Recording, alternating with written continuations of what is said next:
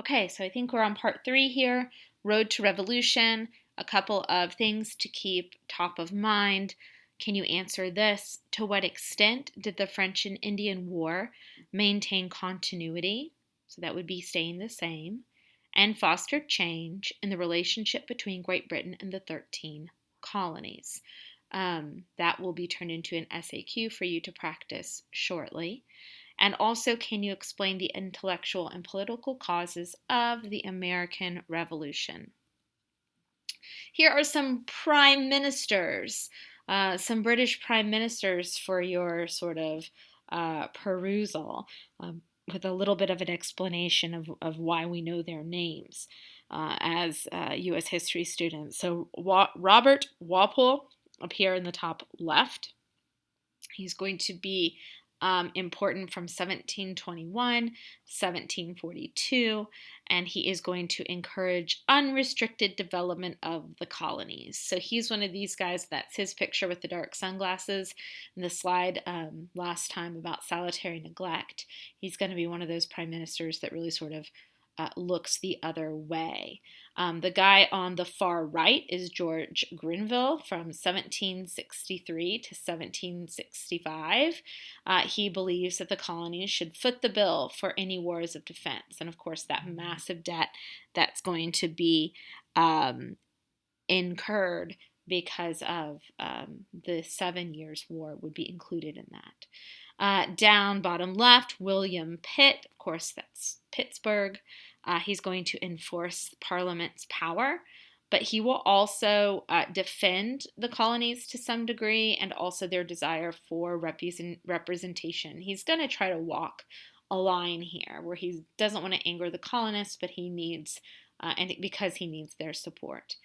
Bottom right, Frederick North, 1770 to 1782. He's going to support taxation of the colonies, and he's going to be the one responsible for running Parliament during the actual American Revolution.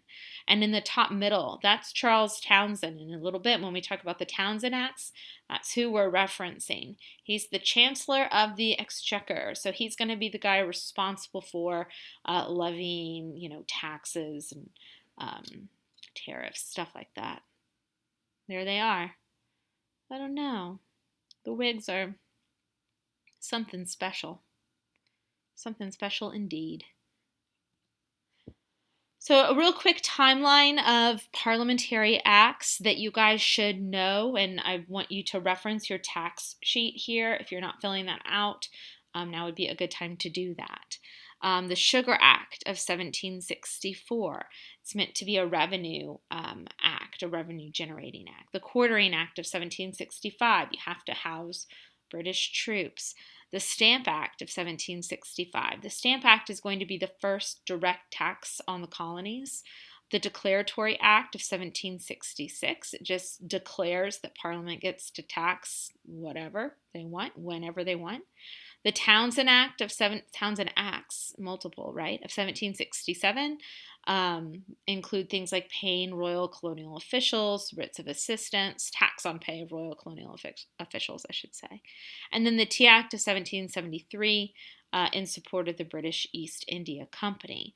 We also have those intolerable acts, which include the Coercive Acts of 1774, the Quebec Acts of 1774 as well. Of course, the British don't come out and say these are the intolerable acts, but these are acts that the colonists, by and large, do find to be intolerable. In 1775, the colonists are going to be pushed to open rebellion against these series of intolerable acts and more. So the Sugar Act of 1764, the purpose of the Sugar Act is to increase the regulation of colonial trade, raise revenue for war debt. It actually lowers the tax rate, but it's a new tax, and so it makes the colonists really angry. And it's a tax on things that I think at one point in one of these presentations in the last unit, we talked about how what were once considered luxuries now become just sort of necessities that you have to have. So the British are saying, well, we're taxing your luxury items, and the colonists are saying, no, you're taxing our everyday necessities. So the colonial reaction is pretty swift. There are boycotts, and so the act is going to be repealed in just a couple of short years. As it says below there, the focus of the Sugar Act was to discourage colonial merchants and manufacturers from smuggling non-British goods to avoid taxes imposed by the Parliament.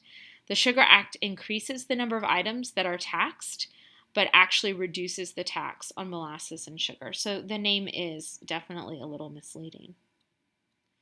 The Parliamentary Acts continued the Stamp Act of 1765, the first tax that affects the colonists directly because it's placed on something that they buy every day. It's not that they're buying stamps to send in the mail. That items that had a stamp on them had to be taxed. So I could go in and buy, I don't know, a plate. And if the plate had the stamp on it, which everything did, then the plate was taxed. So it's a tax that you're paying on goods that are stamped. It's kind of, again, a little bit misleading. The colonial reaction is here. We're going to have the no taxation without representation. A phrase coined by James Otis, which, by the way, is something that the people of Washington, D.C. claim as well, because they don't have congressional representation. The Stamp Act Congress will be created, a group called together to decide what are we going to do about this. The Sons and Daughters of Liberty and the Committees of Correspondence will be formed. We'll start to see a lot of anti-taxation pamphlets being produced. These are two documents that you will be seeing on your Hippo chart. I'm going to put them up here. But essentially, these are arguments that say Parliament is not abusing the rights of Americans, right? That essentially there is nothing wrong with what Parliament is doing. And then there's also the counter argument here that Parliament is abusing the rights of colonists. So, we'll be looking at those two, or you'll at least be looking at those two more closely as you hip them. But know that there are two different viewpoints out here. There are still those who believe that the British are doing the right thing. The Townshend Acts of 1767, the purpose is to raise revenue for the administration or the governance of those colonies. It's going to affect glass, tea, paper, lead, and paint. And again, it's going to be met with opposition. There's an important document, the Letters from a Farmer in Pennsylvania by John Dickinson, which I actually think there's an excerpt on this on your next test. But the quote is, "If they may be legally deprived of the privilege of legislation, why may they not with equal reason be deprived of every other privilege? Or why may not every colony be treated in the same manner when any of them shall dare to deny their assent to any impositions that shall be directed?" So this idea that they don't have representation in Parliament is an interesting one. The way that British parliamentary representation worked was they are sort of at-large positions. So I'm going to use the city of Germantown as an example. The aldermen in the city of Germantown all serve at-large seats. So it means I can live where I do, right over by GPAC and all of that. I live right down the street from that. So I can live there and run for alderman, seat 3, or I can live out by Houston and run for alderman, seat 3. It doesn't matter where you live. All the aldermen could come from one neighborhood. There's no rule about that, right? They don't, but there's no rule that they have to. And it's kind of the same in England. So you run for Parliament, and so the British argument is you are represented. You are British, and so therefore you are represented in Parliament. The colonial argument is, but there are no people from the colonies in Parliament. So it's just a little bit of a different idea of representation. Which brings us to the event of the Boston Massacre in 1770. It's unclear who fires first, or at least it's unclear to us now who fires first. Of course, then both sides think that the other did. There is an event that takes place where the colonists get into an altercation with armed British troops. And the British troops say someone shot from the crowd. The crowd says no one shot. that the British soldiers opened fire on this group that was gathered against these taxes. The first person who is killed in this Boston massacre is actually an African American man named Crispus Attucks. And he is going to often be referred to as the first casualty of the American Revolution. The Tea Act of 1773 is going to, of course, lead to the Boston Tea Party, and I've got a short little video here for you.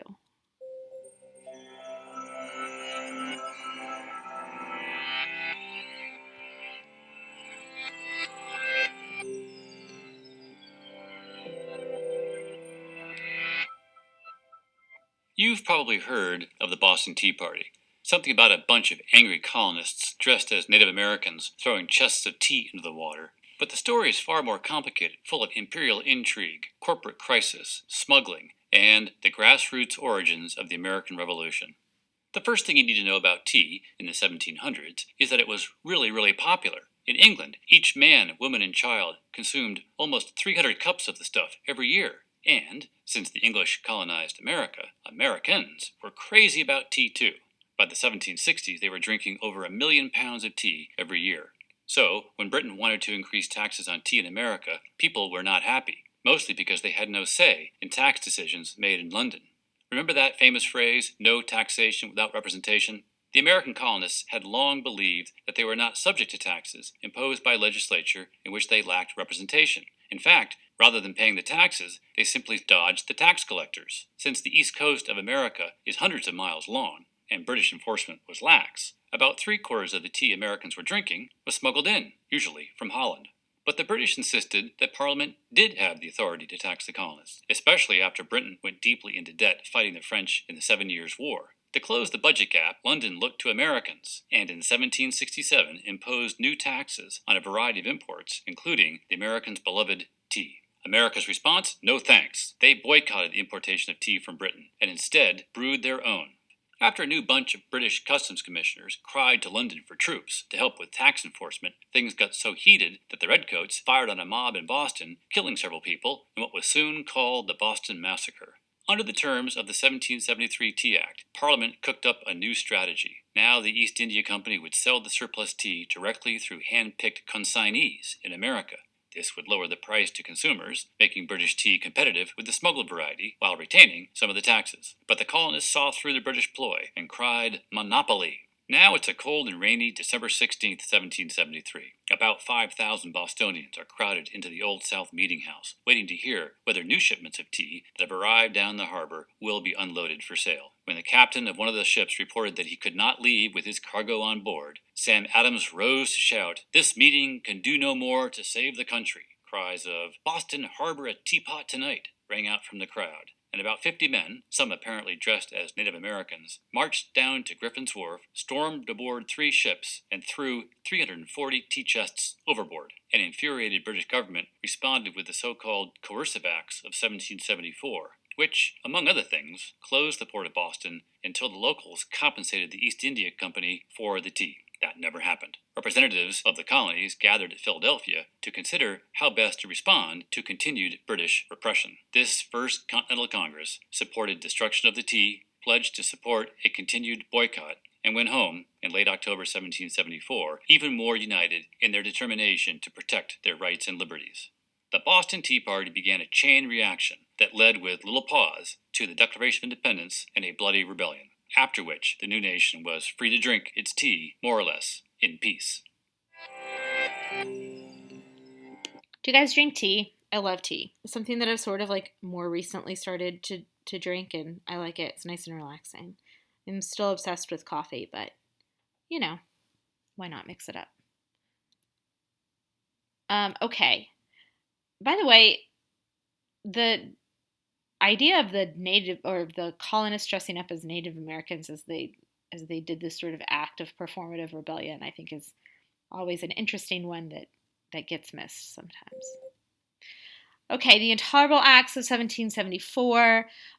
It's things like the Boston Port Act, the Quartering Act, the Administration of Justice Act, the Massachusetts Government Act, and the Quebec Act. It's this series of events that are considered to be just so horrible that they cannot be tolerated. So they are therefore intolerable. The Suffolk Resolves are a sort of not list of demands, but this list of we cannot abide this. That will be important. The concept of liberty, liberty will reign, we will have liberty in these colonies, and the convening of the First Continental Congress. All things that come out of the Intolerable Acts. So, again, make sure you're filling out your tax sheets, and we'll be back with part 4.